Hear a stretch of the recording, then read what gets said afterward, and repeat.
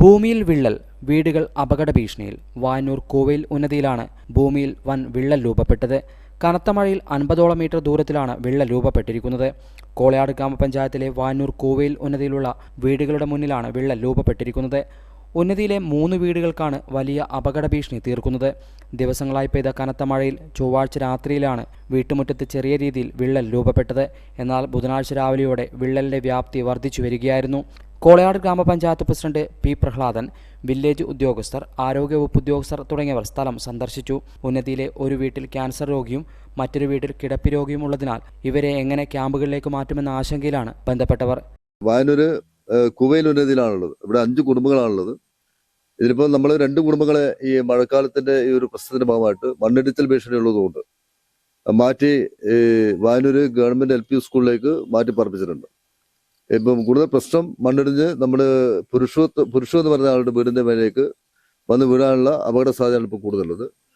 കൂടുതലായിട്ട് ഭൂമി വിണ്ടു കയറി വലിയ നീളത്തിൽ, ഏതാണ്ട് 10-30ഓളം മീറ്റർ നീളത്തിൽ ഭൂമി വിണ്ടു കയറി കിടക്കുകയാണ്. പുരുഷു ഒരു ക്യാൻസർ പേഷ്യന്റ് കൂടിയാണ്. പുരുഷുവിന്റെ വീടിന് വലിയ ഭീഷണിയുണ്ട്. അതുപോലെ വാസുവിന്റെയും ലീലയുടെ വീടിന് അതിൽ നിന്നുമാണ് മണ്ണിടിഞ്ഞ് താഴത്തോട്ട് വീഴാനുള്ള സാധ്യത.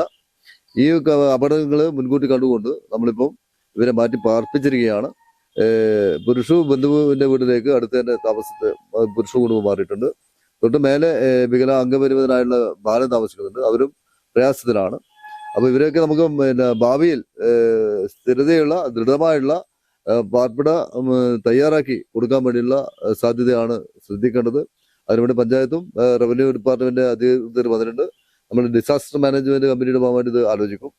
എന്താണ് ഈ കുവൈൽ ഉന്നതിയിലെ നിവാസികൾക്ക് ചെയ്തു കൊടുക്കാൻ പറ്റുന്നത്, അത് ചെയ്തു കൊടുക്കേണ്ടതുണ്ട്. കഴിഞ്ഞ വർഷവും ഈ ഒരു പ്രശ്നം വന്നപ്പം ഇവരെ മാറ്റിപ്പാർപ്പിച്ചതാണ്. ഇത്തവണ അതിന്റെ ഈ മണ്ണിടിച്ചിലിന്റെ സാധ്യത കൂടുതൽ ഗൗരവത്തിൽ വന്നിട്ടുണ്ട്. ശക്തമായ മഴയുടെ ഭാഗമായിട്ട് ഓരോ മിനിറ്റും ആ മണ്ണിടിച്ചിലിന്റെ സാധ്യത വർദ്ധിച്ചു വരികയാണ്.